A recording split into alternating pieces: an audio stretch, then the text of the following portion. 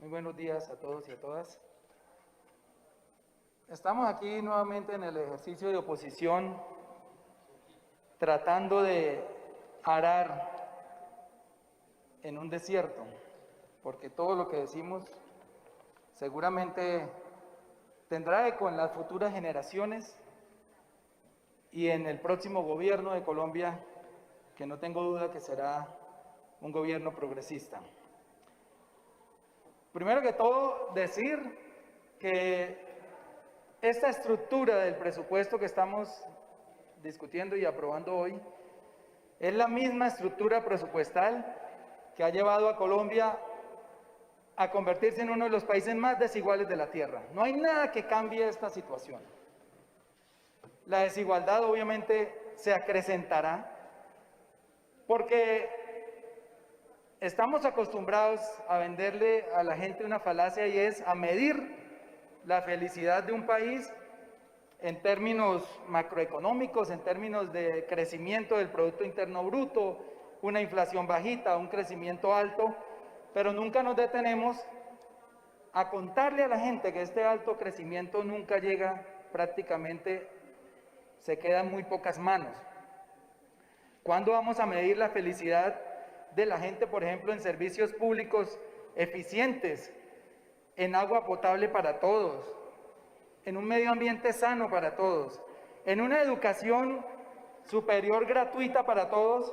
Y aquí me detengo un segundo, porque las cifras de educación en Colombia, a pesar de que el gobierno saca pecho con el tema, pues son paupérrimas.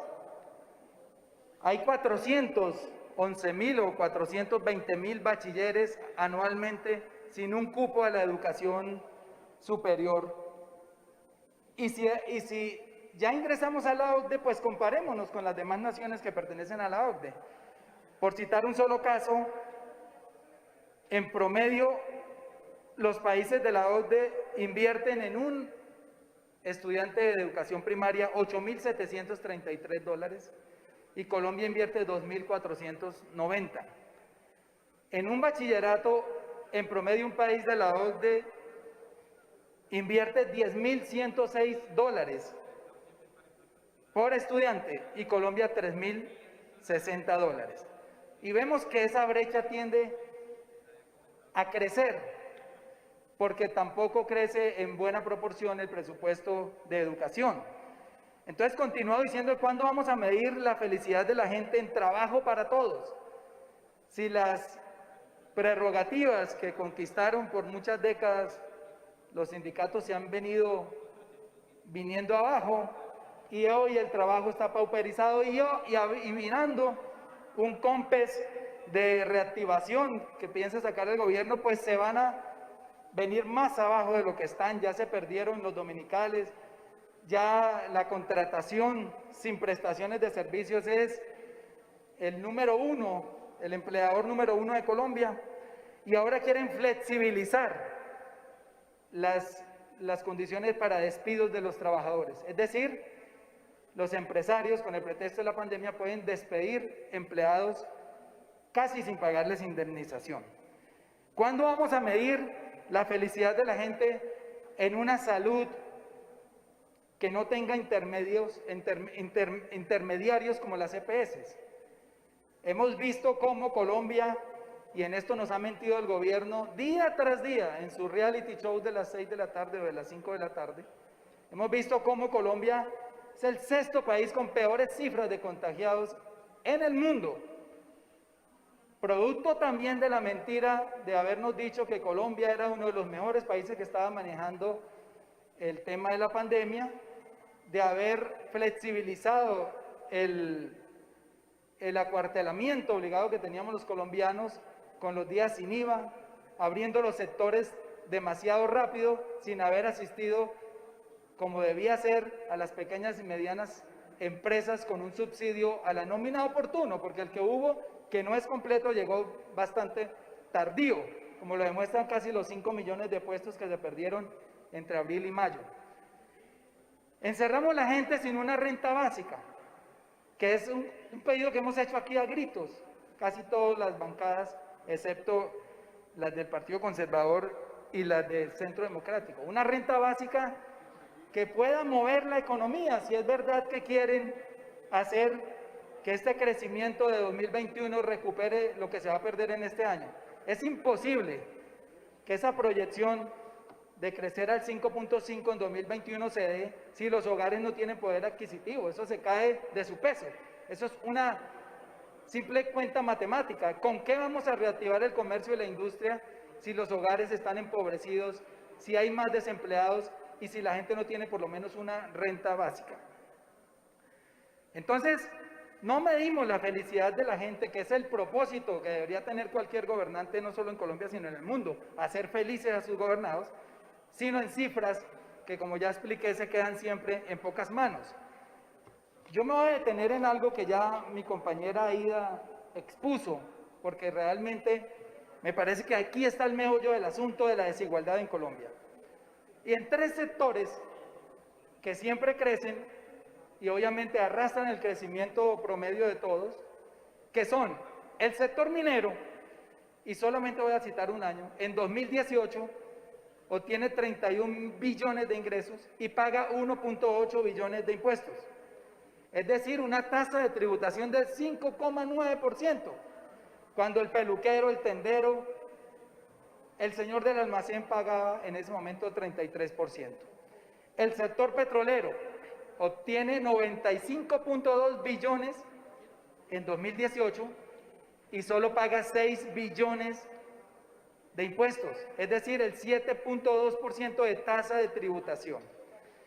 Y el sector bancario, que este sí es la tapa, obtiene en 2018 121 billones y paga solamente 2,1 billón de pesos de impuestos, es decir, con una tasa de tributación de 1,88%, por Dios. Mientras que a una persona común y corriente que no tiene crédito, porque parte de la infelicidad de la gente es que no tiene ni conocimiento ni crédito para poder emprender, pues tiene que recurrir al gota a gota, al 10% diario. Esto es el 300% mensual. 300% mensual.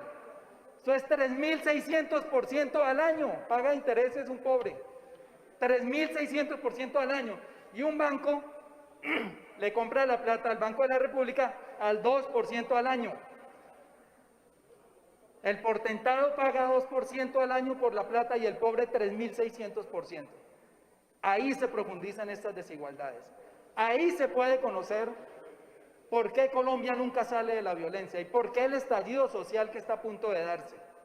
Porque mientras un pobre paga 3.600 millones de impuestos, 3.600% de impuestos, el Banco de la República le cobra al portentado 2% anual, que es en lo que están las tasas hoy. Y él las coloca, obviamente, dependiendo del marrano, al rico se la puede poner al 7 o al 8, y a una persona promedio al 12, y en las tasas y a las tarjetas de crédito cercanos al 30%, es decir, a la mayoría de personas que viven endeudadas. Ahí está, y en eso radica la desigualdad de este país. En la injusticia tributaria. ¿Y qué viene para 2021? Pues más impuestos regresivos. Ya el señor ministro de Hacienda, que hace presencia acá, ha advertido, y en eso tiene razón, que para poder sacar al país de la crisis hay que cobrar más impuestos. La pregunta, señor ministro, ¿a quién? ¿A los pobres a través del IVA? ¿Se va a volver a atrever a plantear un pago de IVA en la canasta familiar?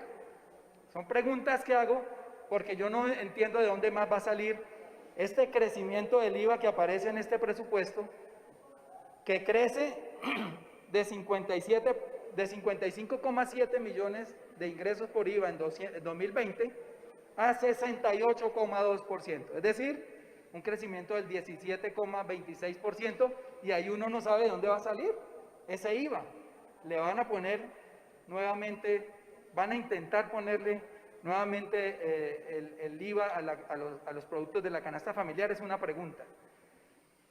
Y ya para terminar, señor presidente, pues quiero hacer énfasis en que no es la pandemia la culpable de la crisis económica en Colombia, porque la pandemia afectó por igual a muchos países del mundo.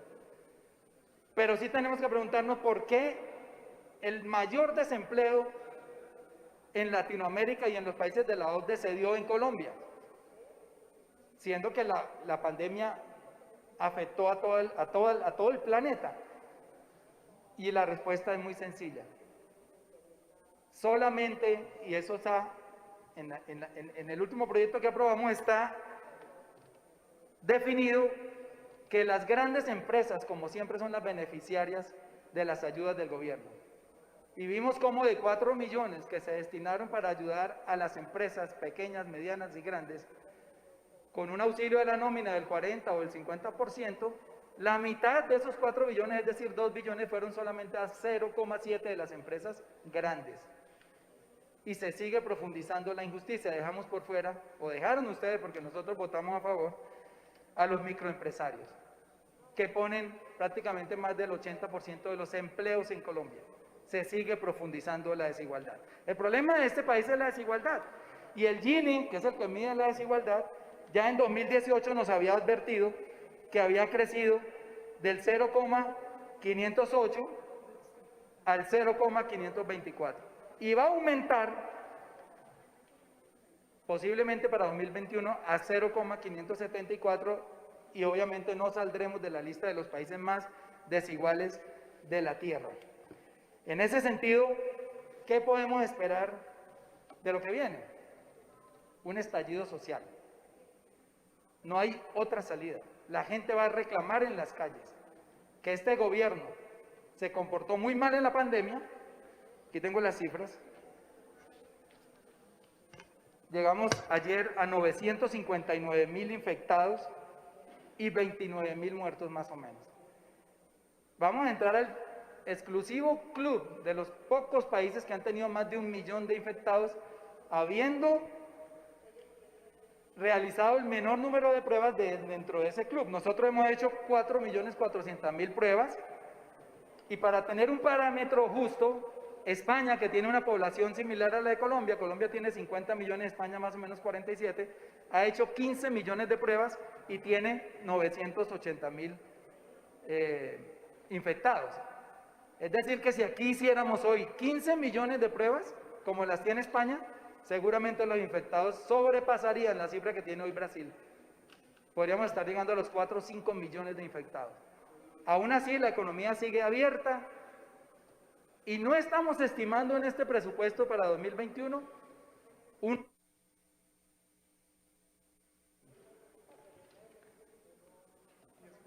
un rebrote que seguramente se va a dar, como ya se está dando en Nueva York y en varios países de Europa, y que posiblemente nos tengamos que confinar nuevamente y la economía nuevamente decrecer. A mí me acaba de llegar este dato, y lo voy a dar para terminar, que demuestra que el crecimiento en B no va a ser tan fácil, y es que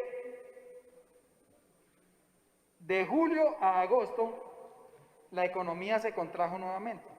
Nosotros tenemos aquí que en abril se contrajo 15.07%, volvió a subir en mayo a 5.27%, en junio 5.86%, decreció a julio 2.22% y en agosto volvió a bajar a menos 1.19%, o sea, se contrajo en agosto. ¿De qué crecimiento en B estamos hablando? Si ya empezamos a contraernos sin ni siquiera haber empezado el año. No hay elementos en esta pandemia, en este presupuesto para salir de la pandemia, para reactivar la economía. El gobierno solo ha destinado 4,7 billones del presupuesto para la reactivación económica. No creo que sean suficientes. Mientras no le entreguemos a todas las familias colombianas en vulnerabilidad una renta básica, no hay cómo reactivar esta economía, señor ministro. Muchas gracias, señor presidente.